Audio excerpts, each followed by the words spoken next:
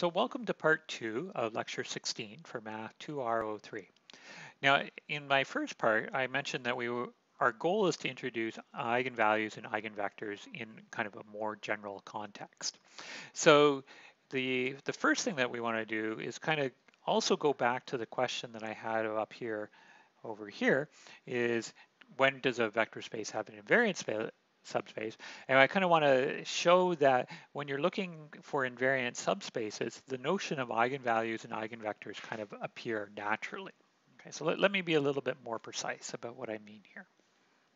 Okay, so first of all, let's think about what is the simplest example of a subspace in a vector space. Well, those would be the one-dimensional subspaces. Okay, they're kind of the smallest one would be the trivial subspace 0. So the one-dimensional subspaces would be the kind of the next smallest subspace you could study.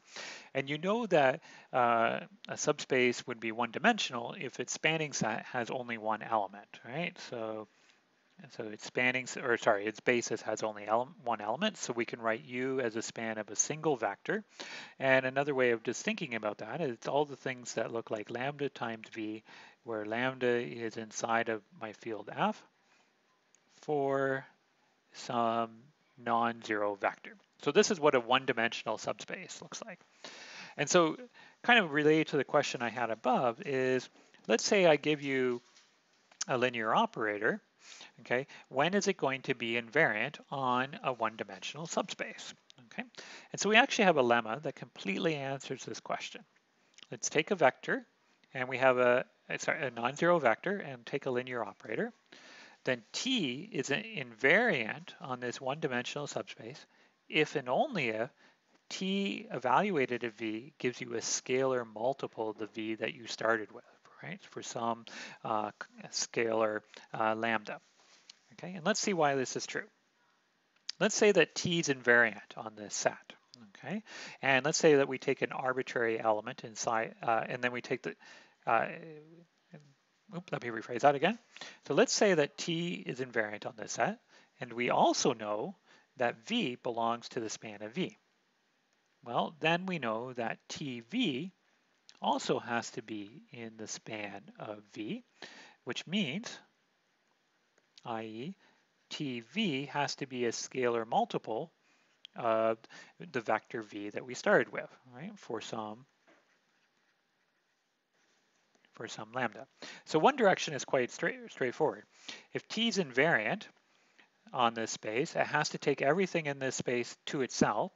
So in particular, it has to take a vector, the vector V, which forms the basis, to another element inside of the vector space spanned by V. So that just means TV is a scalar multiple of the vector. Okay. What about the converse direction? Okay, let's say we take a vector W in the span of V. So W is equal to K times V for some constant K and F. And now what we do is we look at what happens when we look at TW. Well, TW would have to be the same thing as T evaluated at K times V.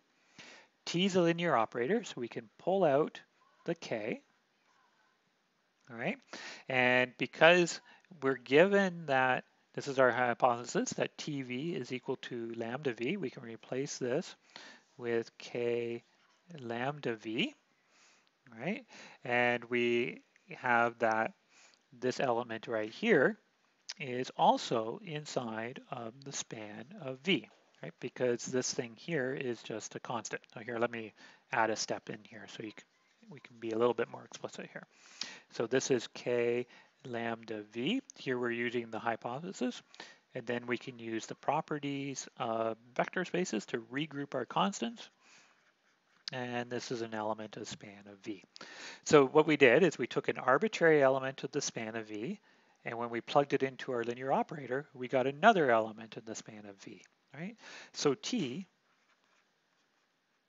is invariant on the span of V, which is what we wanted to show.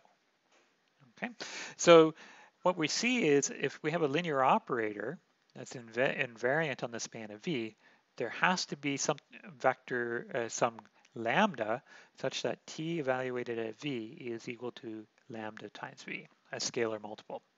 And this looks very similar to what you would have seen in Math 1B03 when we talked about eigenvalues. And in fact, this is how we're going to define an eigenvalue. Suppose that T is a linear operator. A number lambda inside of our field F is an eigenvalue of this linear operator if there exists a non-zero vector V such that T evaluated at V is equal to lambda times V. Okay, so an eigenvalue just happens to be a number associated to a non-zero vector V such that the linear operator takes that vector to a scalar multiple of that vector. And so just kind of playing around with the definitions here, we have that T has a one-dimensional invariant subspace if and only if T has an eigenvalue. Okay, so we know that T will have an invariant subspace. Right? Let me just kind of show you the links here. Go back to the theorem. Here we have T, a linear operator. T is invariant on this set if and only this is true, but this is saying that lambda is an eigenvalue, so that means that T has an eigenvalue. Okay, so there's a corollary, and I'll prove it in the next part, but let me just state some equivalent conditions to be an eigenvalue. So suppose that V is finite dimensional and T is a linear operator and lambda is some sort of constant, then the following are equivalent. Lambda is an eigenvalue. If you look at the operator T minus lambda times the identity, this is an operator and this is not injective on the vector space V, then it's also the same as saying that T minus lambda times the identity operator is not surjective. And it's the same thing as saying that this operator is not invertible. So given a linear operator, an eigenvalue, a particular number in your field F is an eigenvalue if when you cook up these particular operators, you get things that are not injective, not surjective, or not invertible. So in the next part, I'm going to start by proving this result, and then we'll look at some other properties of eigenvalues and we'll introduce eigenvectors.